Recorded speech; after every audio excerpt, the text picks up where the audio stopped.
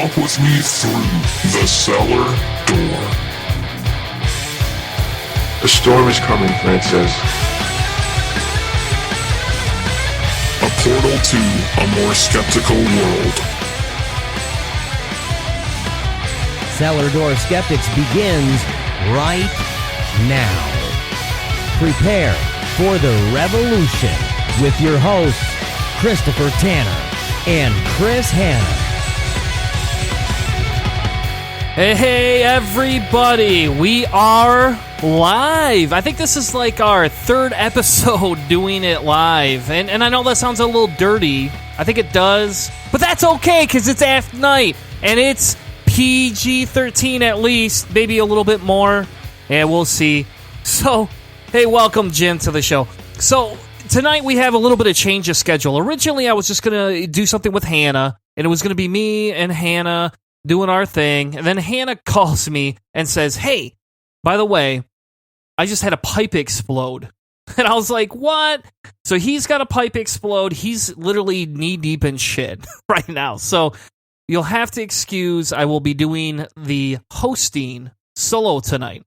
But tonight we have an interesting little discussion we're going to have at the beginning of the show. We're going to kind of separate it. So I've changed it up. I have an interview I pre-recorded with a wonderful individual that I will share next week. I promise. Tonight, we are going to talk with Nathan, and I'm going to butcher his name, Zehringer, the Regional Campaign Chairman for Trump and Pence in Ohio. And we're also going to talk a little bit, at the end about Jill Stein, Gary, kind of the State of the Union, what's going to go on with the debate. Because I don't want to run over an hour tonight. I don't, which will be amazing because most times we go an hour and a half to 2 hours, and tonight we are going to cut it short. But what's interesting is I had a friend of mine reach out and say, hey, do you want to talk to somebody that actually works for Trump? Do you want to actually have this conversation with somebody live? And I said, yes. We can't pass it up because, as I told him earlier, I'm 99.9% sure I'm not going to vote for Trump, but he's welcome to try and convince me. And so we're going to talk with him in just a second. But before we get going, I got to give a shout out to both our Patreon sponsors, Denny and Alan. Thank you so much for being sponsors. And Denny was the mystery sponsor from last week. And the best part about this whole thing is that if you want to support the show, we donate a portion of this to charity. And so make sure that you join us at any time, sponsor us for as little as $1 an episode, and the link will be in the description on how to find us on Patreon. But this episode, instead of being sponsored by Jaeger, is sponsored by Knob Creek Whiskey. Because if you like sucking on smooth wood, this drink's for you. Without further ado, my first guest of the night, Nathan. Nathan, welcome to Cellar Door Skeptics. How are you, sir? I am doing well. I can't wait for the debate tonight, and I appreciate you having me on here, Mr. Tanner. Yeah. But it's Zehringer, by the way. It's a good old German Catholic name here. There we go. And I'll just so you know, I'll probably butcher your name, unfortunately, like 5 or 6 times. That's fine. I've done that more than you can imagine. I'm used to it. So, unfortunately, we aren't able to air live on Facebook video tonight. I don't have my co-host here to help run the board, so let's just get into it. You won't be able to see his beautiful face, and he even has a hat on that has Trump's signature. So nobody's able to see this, unfortunately, but he does. He has a hat that he has signed by, I'm assuming it's Trump? Mr. Donald Trump. Mr. Donald Trump. Yes. So welcome to the show. So tell us a little bit about what you're doing to interface with the Trump campaign. Let's just start there. Okay, well, the whole story starts with me. It starts back in June of last year. I was already pre-set up to start volunteering for Mr. Kasich, getting ready for his announcement. But I watched Mr. Trump come down that now infamous escalator in Trump Tower and give that speech. And I called maybe 3 times and emailed maybe 4 or 5 times almost within hours after that speech and signed up to work for the Trump campaign. I started off as a volunteer, and I still am at a volunteer status, but as the regional campaign chairman over a few counties here in Western Ohio. and I've been working in that capacity. It's more of a grassroots level, helping to organize people to door knock, phone bank, help with some events and things of that nature. But the stuff that you traditionally didn't need to get done for a presidential campaign. So you just said that you saw him come down the escalator and you had to switch your vote. So is that the only reason you're voting for Trump and supporting him? No, and when he came down there, Mr. Trump was not afraid. And I recognized something right away. I never was a fan of Trump previously to this. It's not like I was a fanboy. I've never watched a single episode of The Apprentice. I did love and respect his capitalistic ways. So I did have that, but I never cared much for any of his TV programs or any of his media previous to this. But when he came down there, and I realized that this might not be the most articulate speaker out there, but he's a man that's not afraid to say what is on his mind, not afraid to address real issues in this nation. And that right there was enough to let my own reasoning take over, that this man can actually affect change in Washington, D.C., unlike anyone else running in either part, well, all major parties. So that's interesting that you say that. So you think and you feel that even though he speaks his mind, that's okay. So it would be so let's say, and we could talk a little bit, on both sides, right? Clinton has gone out of her way and she said, hey, I'm a double-speak candidate, basically, right? I say things out of one mouth and don't. He's very duplicitous. Do you feel Trump is the same way, or does he just say what he means? But Trump, and some people like to fact check, or Trump lied, or he's double-speaking, or something to that effect. But more of Trump's double-speak, or with a perception thereof, is more based in the fact that Trump is not a crafted politician when he's getting his message out. He doesn't say it perfectly. He hasn't been sitting in there in a room with 15 other people, and just based off my previous experience, I know that this type of stuff happens. He's not had that conditioning. He goes out there and speaks from the heart. And so sometimes the message might not be clear one day as it is to the other, but the general message or that he's trying to get out, his agenda is very consistent. And that could be, sorry. So hold on there. So you're the problem though is so you say he doesn't have double speak, right? Which is fine, because I don't have I don't disagree with double speak in certain aspects.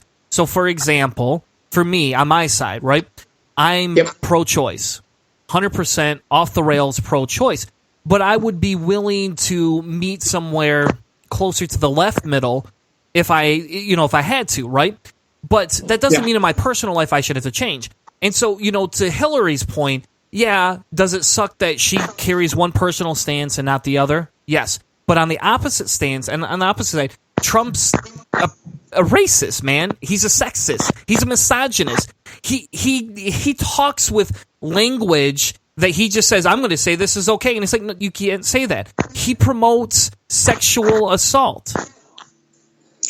No, he's not a sexist. He's not a misogynist. How is he not? Well, let's go back. And I guess what specific example do you want to address right now? You've got to put Mr. Trump in context as well. Okay, first off, he's not been running for 40 years to become president of the United States. So now we should grade him on a curve. He's an entertainer. Oh, hold on. So we should grade him on a curve. Is that what you're saying? We're allowed to grade him on a curve. I don't think we should grade him on a curve. I think we should put him in context. Is that not fair? No, 100% unfair. A guy that used to be the owner of Mrs. Universe. But it's not okay to say. The whole point of Mrs. Universe is to objectify women in some capacity. So what? Does it make it right? Grade them and scale them and stuff like that. You want to take comments and stuff made in that situation and take them out of context. It's not out of context. Dude, he said, grab her by the pussy. There we go. There's our fucking rating. I try to avoid that, right? But there you have it, because we're talking about Trump. That's inappropriate. And he goes on. It's totally inappropriate. Those comments, God forbid it, we all have said worse things, as we could probably agree, personally with our friends at some point. But nonetheless, no, I'm disgusted by the talk. I mean, it's gross. It's not something I would say knowing, but let's put this in context. Mr. Trump was talking to somebody personally on a bus, not knowing he's being recorded. Okay. So what? And let's put it into further context. He didn't say. He says they would let you grab them, and I don't want to repeat that.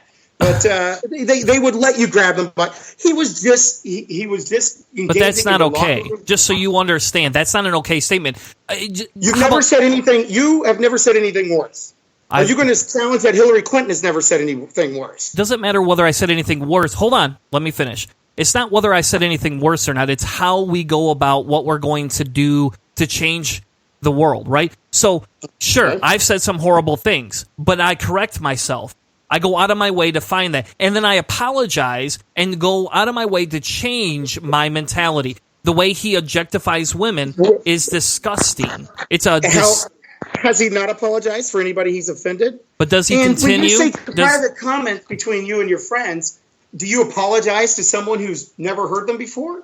I mean, if somebody heard the recording, you would then, I'm sure you've said something horrible, and then, if somebody heard a recording, you'd apologize. That's what he said. And then he laughed. He laughed about it. What's that? He laughed about it. He does. He has apologized. He came out and apologized last week. Multiple times.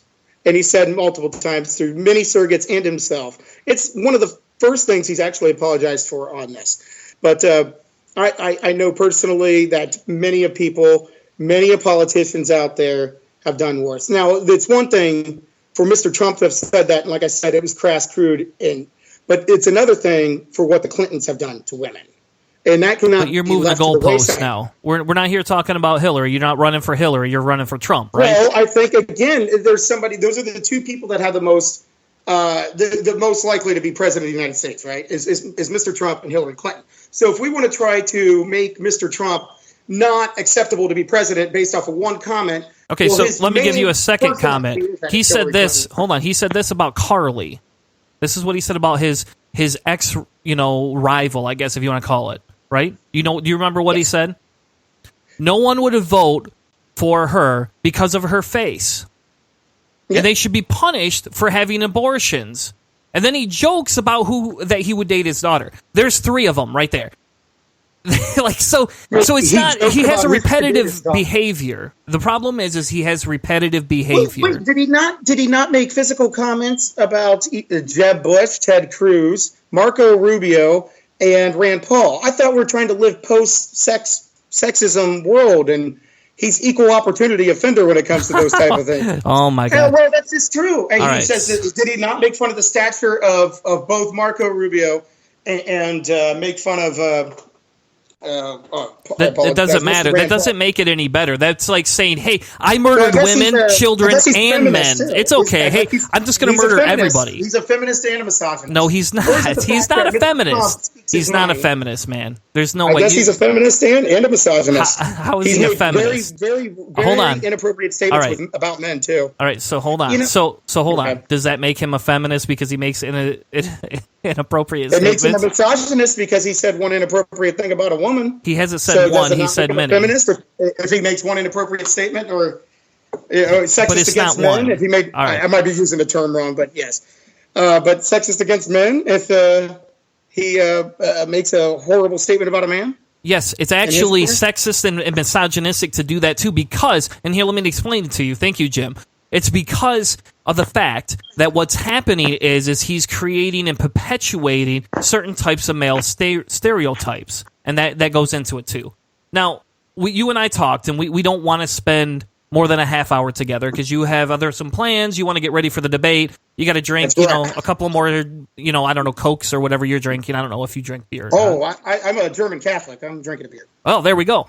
So let's actually move on to some positions, okay? That would probably be more beneficial to the discussion. We could talk about whether he's a misogynist or a sexist all day long. That's the thing. But I would love for this whole campaign to move more into positions. But anyways, I'll let you continue. I agree with you because that's my first criticism of him during the debates. And I know you haven't had a chance to listen to our show, but that was my big criticism out of the last debate. He spent 30 seconds out of 2 minutes tops even talking about plans and never got into anything. So if you had to pick his strongest point or the biggest reason for say that you wanted to vote for him, what part of his actual plan is it that excites you, I guess? Okay. For me, it's fair and free trade. That's not a very popular opinion with a lot of Republicans, and I've been conservative and Republican most of my life. But I do, and I live here in Western Ohio, and we're smashed between industrial cities, and this is very much a Rust Belt state. And I have watched policies after policies really hits home for me because I grew up in a town, at least my high school years, in a town called Union City. And I've watched the devastation in that community alone when it comes to jobs leaving and going to other nations or other states with different, and stuff of that nature. And so it was the fact that we have been too afraid as Republicans, and I hate when somebody boxes themselves into an ideology, and then we're not allowed to step outside of that ideology. And that's another beauty of Mr. Trump, is that he is very much a deal maker and is willing to listen to both sides of the aisle and make a decision. He has stood out against other Republicans when it comes to positions, and trade being one of them. But this is the one that gets me the most excited. We have been taken advantage of in this country by countries like Mexico and by countries like China. China with currency manipulation, and Mexico with the way that they work their wages, and the fact that they have a VAT tax on our goods as they come into the country. So though I'm very much a capitalist and I love free trade, it has to be fair trade, and the principles of our agreements that have been agreed, need to be enforced. And if they're not enforced, then what was the point? We have watched the United States allow, and we can get into futuristic politics. I don't want to do that. A lot of it devolves into that. But there might be a day and a time where manufacturing and stuff like that is not relevant to American economy. Right now, we watched that get expedited over the last 25 years, and states like Ohio have watched over 200,000 jobs leave this state alone due to unfair trade practices. It's about time somebody stood up for that in the Republican Party. So, all right. So the first question is, and I would agree with you a little bit that we need to bring jobs home. We need to figure out how we can increase our capital wealth, if you want to call it that, right? Yeah. So in one of the points he has a 7-point bulletin about how to rebuild American economy by fighting for free trade. Point number 6, he will instruct the U.S. trade representatives to bring trade cases against China, both in this country and at the WTO. China's unfair subsidy behavior is prohibited by the terms to its entrance to the WTO. Now, let me pose this. For somebody who's running for office, do you feel that he should be utilizing these loopholes or these things he's critiquing on a whole? So, for example, he buys China's steel and builds buildings with China's steel. He's subsidizing and purchasing right out of China, and there's only one reason why he would do that, right? He would do that because it's cheaper, even to import it. Yes. So, not only is he not actually doing what he preaches in any way, shape, or form, he's now saying, hey, look at this loophole, I'm going to close it. But is he really going to do that? Why would he hurt his industry? Do you know how much percentage his steel costs will go up if he closes that wheel to China to purchase steel?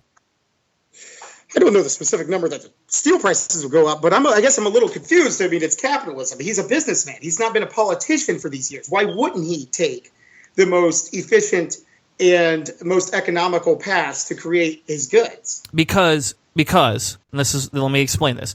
He would, but a true politician, somebody that I see as an actual politician, somebody who wants to walk into the sector, wouldn't have taken a shit on the floor for 40 years and then say, hey, I'm going to help you clean it up.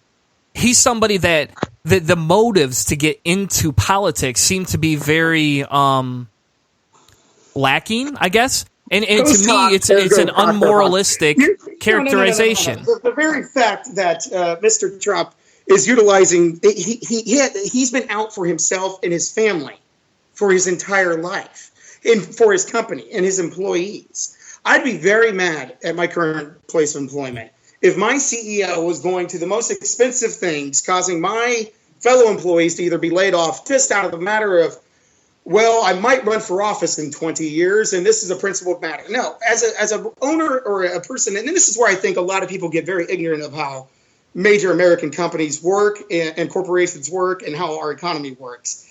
He is supposed to look out for the best interest of his company first, and his employees and his family.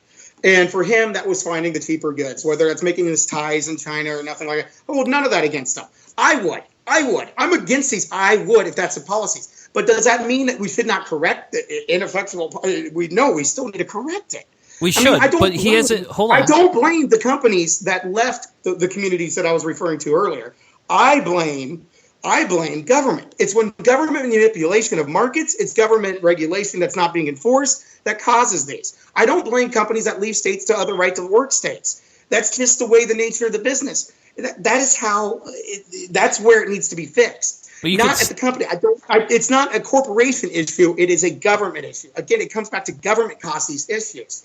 Okay, so hold on. So hold on a second. You can blame the government all you want. You very clearly stated you blame the government. Yes. And most people I've talked to that are a supporter of Trump are the fringers.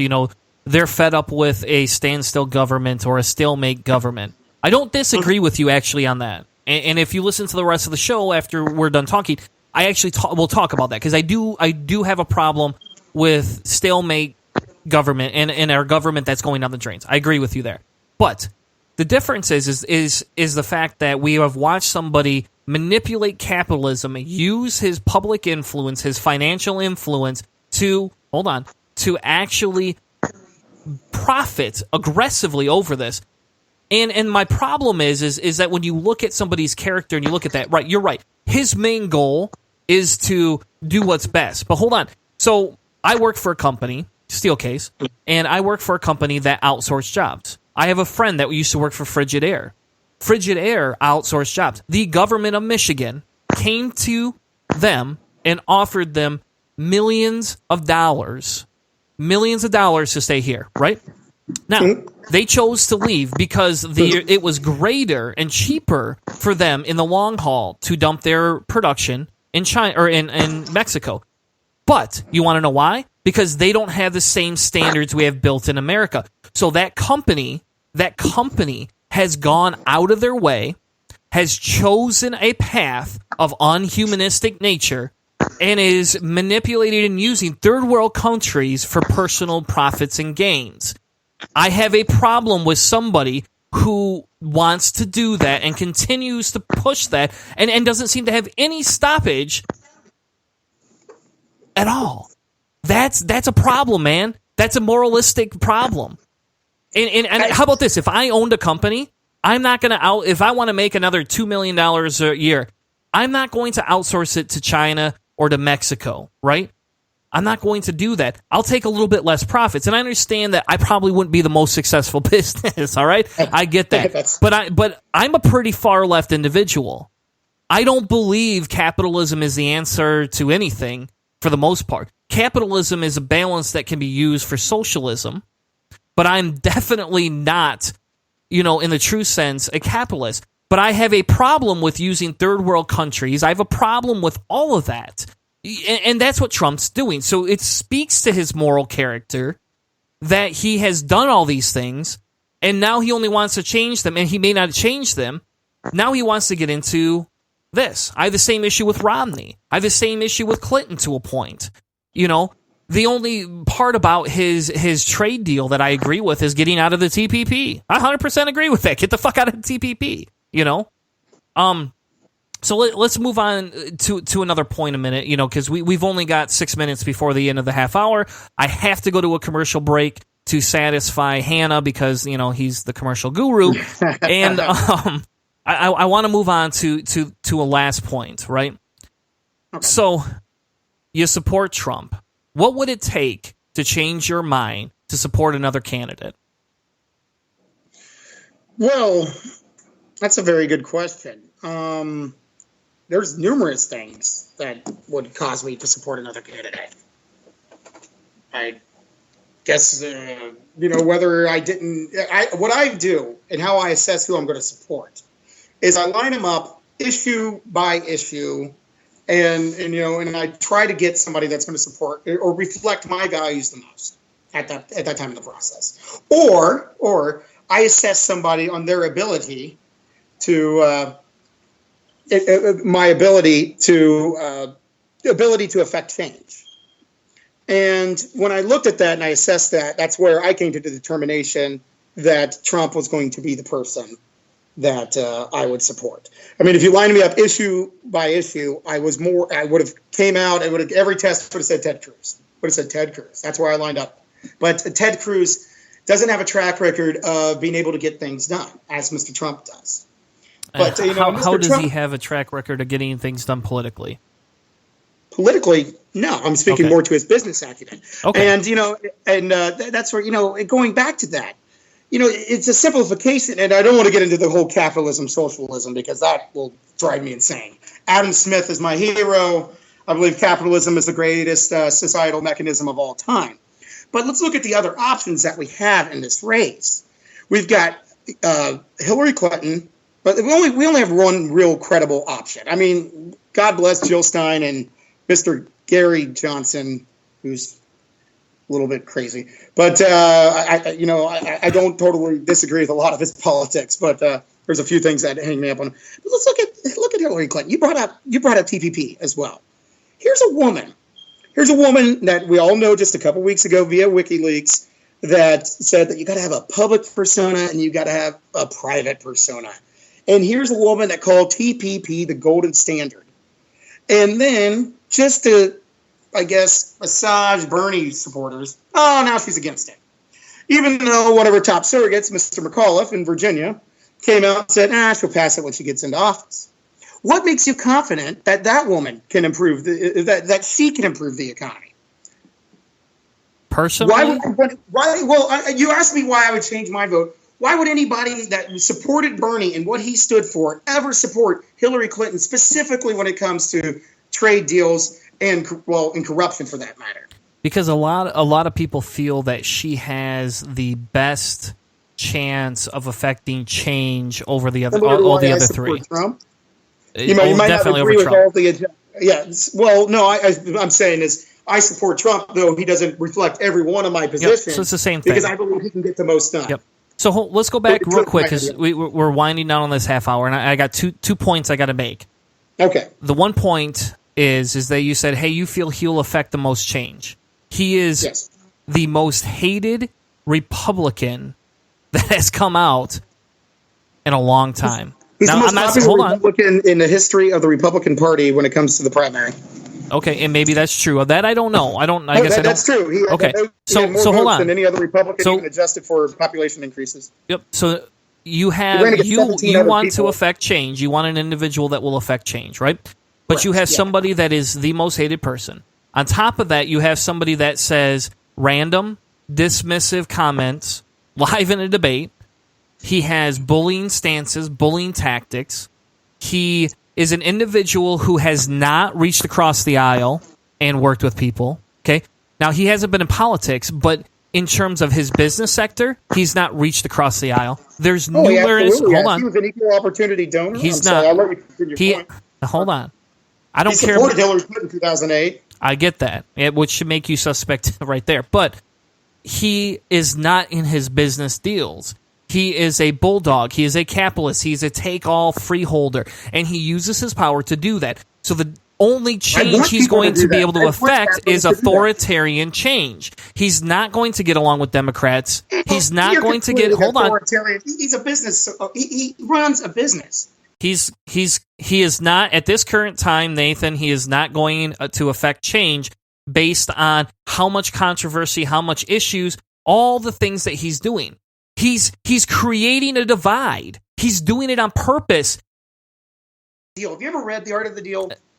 No, I've not. Book that I think should be given as a textbook in high school. I don't think so. If you ever read The Art of the Deal, you would know exactly what Mr. Trump is doing with everything. Well, he wants position X. All right. He goes to position Y, knowing that they're at position Z, and now position X that he went to might seem a little aggressive, too far one direction, but he knows that by the time we all negotiate, they're going to come back to a position closer to his. Yep. And that's exactly why he doesn't understand politics. Politics doesn't work in the same way. Hey, we've hit our half hour. I told you I'd respect you. Why can't we have a more efficient way of government? Look at what's happened for the last 30 years. What has worked?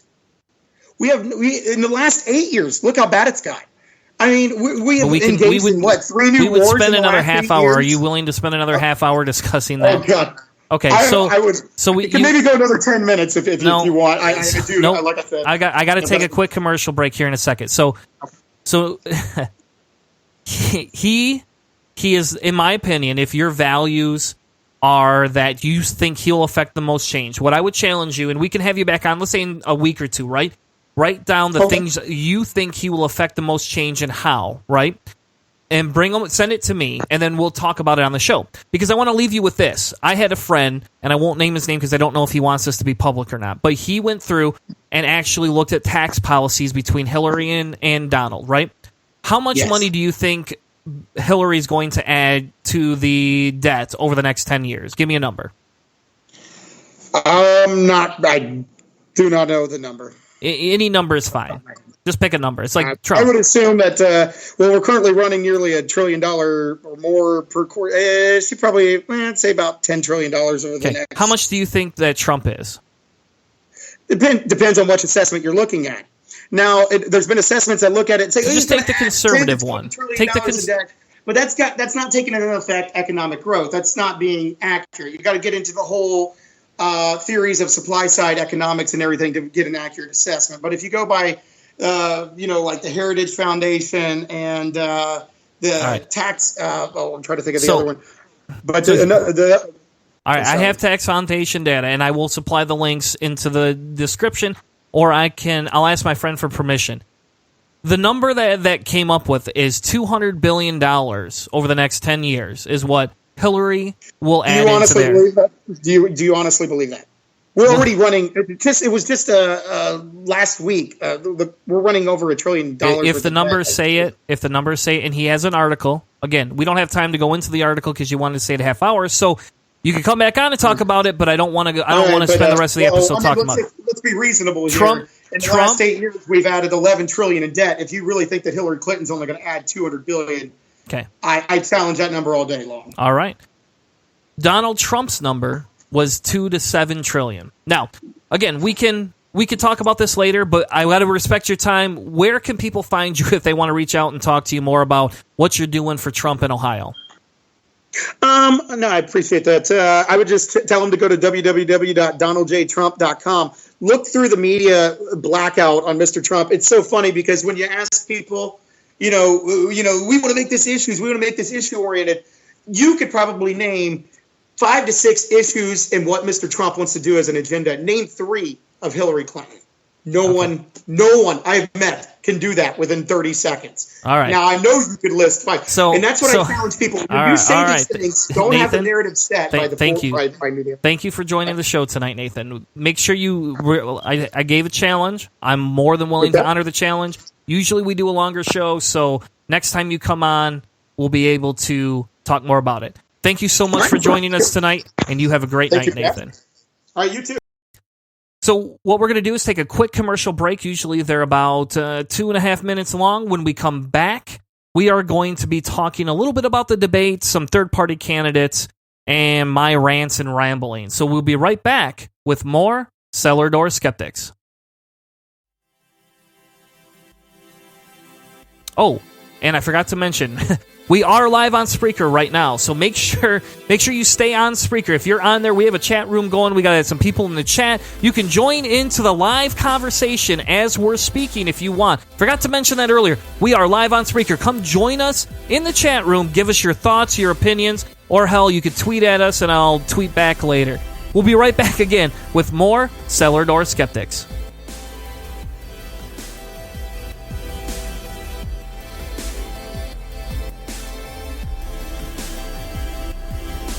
Hello, I'm Miss B. Haven. I'm Demanda Wright. And we're promoting secular feminism. And you're listening to Cellar Door Skeptics. What's something I could do with a very sexy lady friend of mine that people would find provocative, interesting, and entertaining enough to tune in week after week? Oh, I know. A podcast. If you'd like to hear me and Kate be provocative and thought-provoking week after week, join us on the Unbuckling the Bible Belt podcast, We'd love for you to be part of our audiological three-way. Looking for something new and exciting, or maybe just a change from the old Atheist Show format? Cellar Door Skeptics Podcast provides listeners with hours of enjoyment each week on Spreaker and iTunes. Check us out as we talk politics, religion, science, reviews of books and music, along with the occasional interview just for a twist. Join Christopher Tanner and Chris Hanna every Tuesday night at 8 p.m. Eastern as they bring fresh content to you. Walk with us through the cellar door as we help you prepare for the revolution. You can find us on Spreaker, iTunes, YouTube, and even on Facebook. Hey, this is Keith. And this is Jen, and we're from Not Another Atheist Podcast. You're listening to Cellar Door Skeptics. Join the revolution.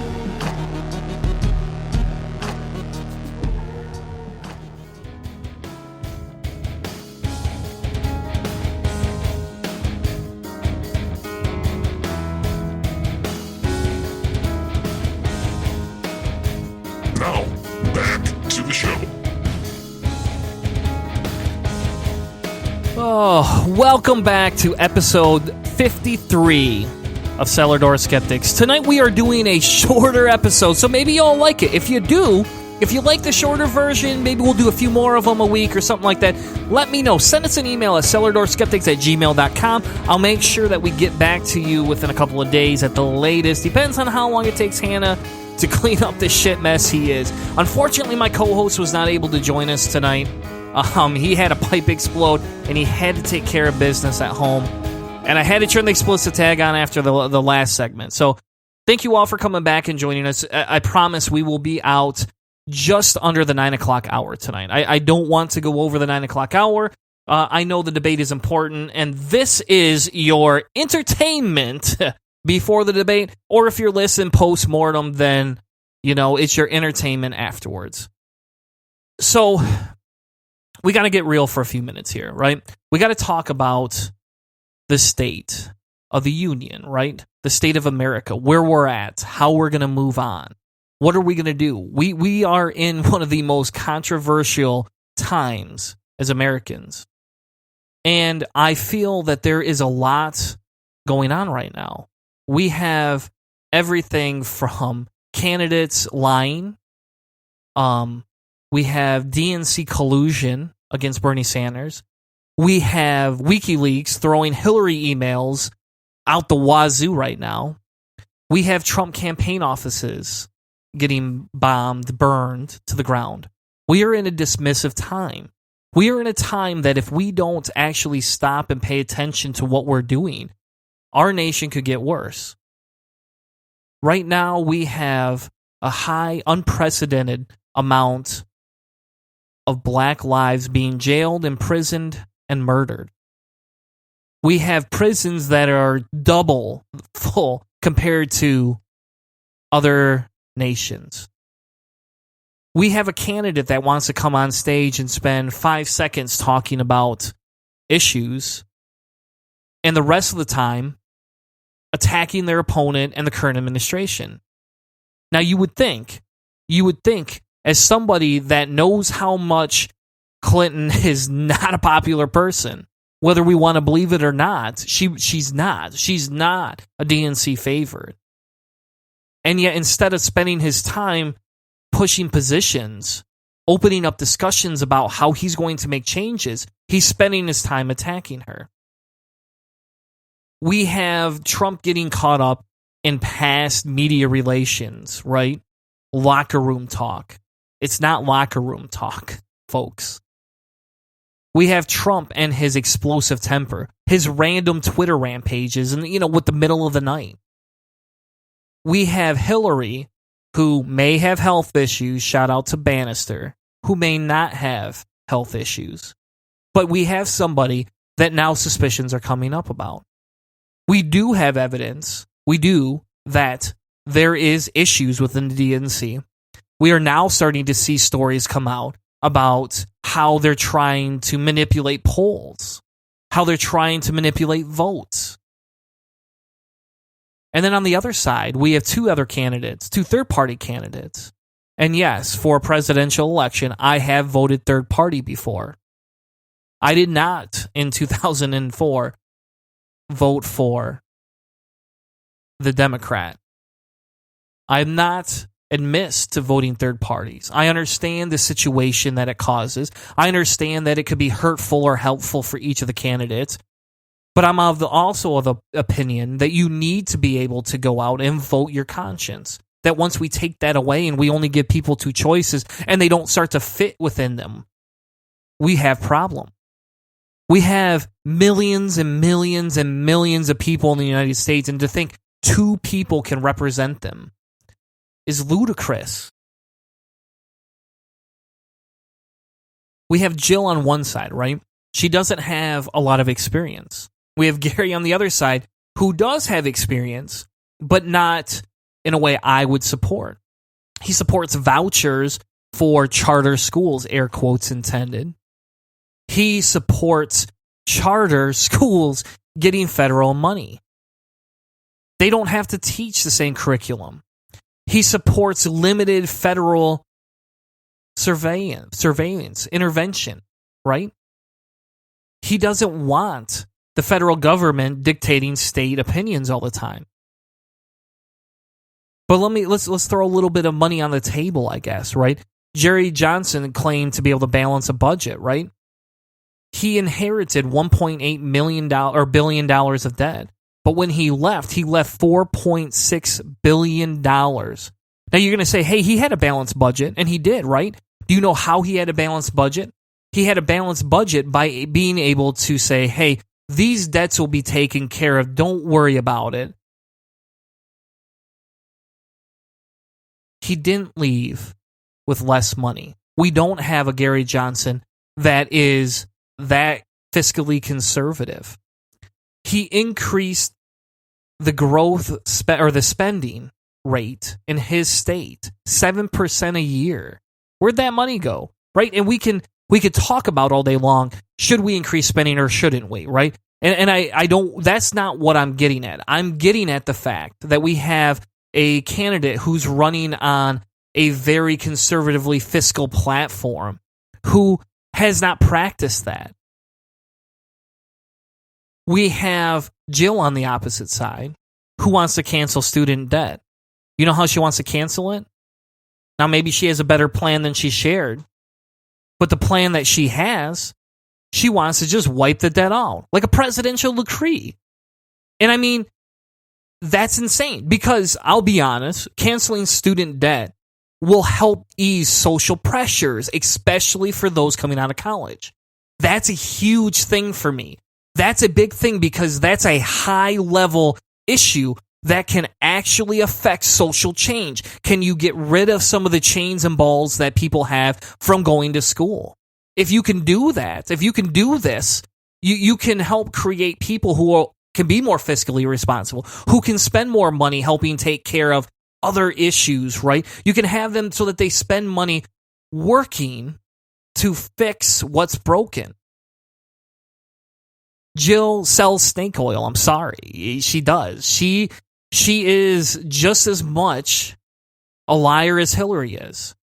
She just doesn't do it in the same extent, right? So maybe she doesn't have the collusion, right? Maybe she doesn't have the entrenchment, the ability to push her specific agenda around as much as Hillary does. But she hasn't been around as long as she has either. She doesn't have the political fortitude that the others have in the same way.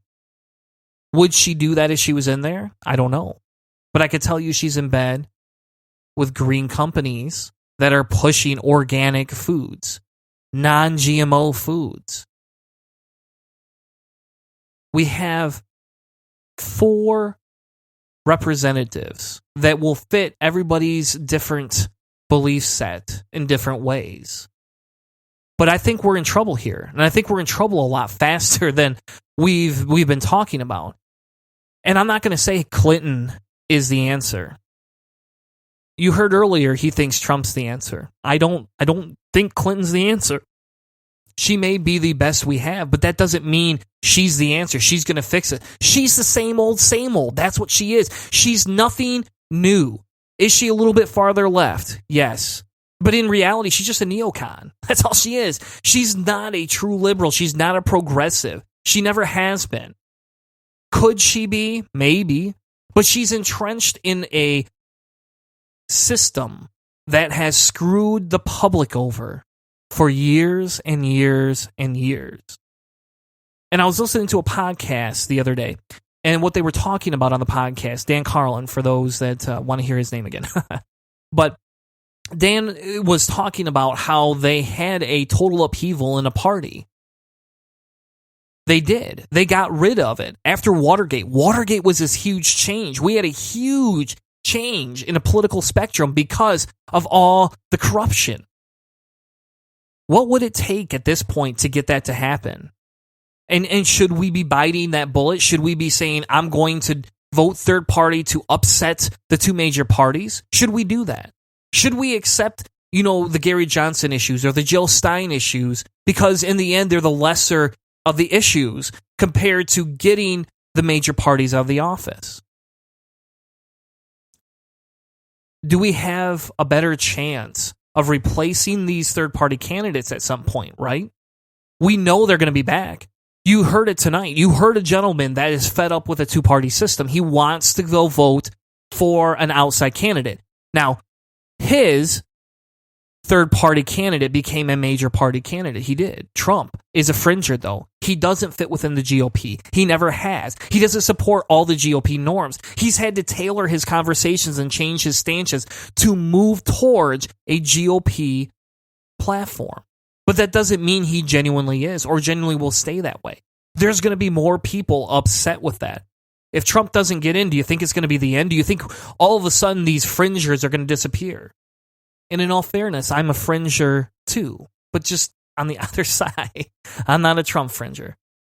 But when we look at that fringe outline and we say, we know on the fringe and the radical movement that we can't just have this sudden change. We have to change it slowly. But how slow is too slow?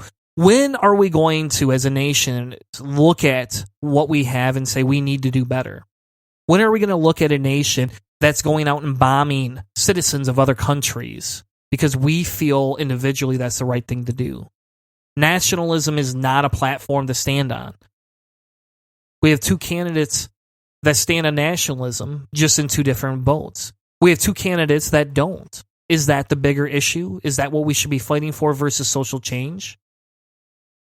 We've watched the Constitution be eroded by many things. And I'm not talking gun control, right? People want to take your guns away, right? I believe in more moderate gun control than we have. But I don't believe in taking people's guns or creating assault rifle bans. But I do believe we should be more moderate. I was talking earlier with a friend, and we were talking about what's going to happen in the future, right? What is going to happen when we see the end of the light at the tunnel? And we want to talk about if Trump wins or if Hillary wins, what's this going to do to the other party? What are they going to do? Are they going to split? How are they going to split? Where are they going to split, right? They're going to split. We know that. We know they're going to be splitting factions. It will happen. But how can we overhaul it faster? And how can we make sure when we overhaul it, it's actually going to create changes? We're watching the Constitution get eroded because we have a president that could easily declare war through tweets, through pushing a button. This person can create war and just instantaneously throw us into chaos. We have another candidate who's going in the background and doing the same thing. Which is worse? Which is not worse? Where should we be running? But I could tell you one thing. If the Republicans created a way to get rid of some of their, I don't know what I want to call them, policy platform issues, such as abortion, right to life stuff, and decided they're going to go farther in the middle on those, and they want to stay fiscally conservative, right, that's fine. But they want to get rid of some of these different issues. For example, John Kasich gets rid of Planned Parenthood in his state. He made this a big thing. In my opinion, he missed the boat, right? He didn't have a reason to run or to do any of that at that time. He voted his conscience. He did all these other things, and he's created an enemy of me because I can't vote socially. If we could get a party that's even conservative enough to move closer. We can try and upset these two large parties. Will voting third party do that? Is that what's going to happen? Are we going to see third party voting change America? I don't know. I hope so. But I don't think with all this rhetoric and all this buildup that people are going to continue to do or say what they are saying after the election. I just don't think so. And I think the problem with the majority of the citizens, is they stop becoming activists once this presidential candidate is over. If Trump gets in, maybe it'll inspire more people to do it. Maybe it'll push more people out of their comfort zones to retrain their Raz. Throwback to an earlier episode. But what we do not have here is the fact that things are going to change. I don't think Trump's going to make changes. And the few changes he may make are going to be radical and will put us in some sort of a war-type situation. All his platform runs around that. Clinton, she's not a change driver. She's just not. You're not going to see Clinton drive for change. But what I'm hoping is that everybody listening and those out there will get off their butt and do something more. Do something to create a social change. We need to create change at a local level. We need to go out of our way to figure out how are we going to create change. And if you've listened to my past show, Atheist Analysis, Mr. Hanna and I had these kind of conversations. We wanted to create change within a religious environment within our own state. I still want to create that religious change, but right now I feel politics are more divisive. And I think that politics, if we don't change these, we're on a fucking sinking ship. We're like a Titanic. We're running. Titanic. I can't even say it. We're running the gamut here.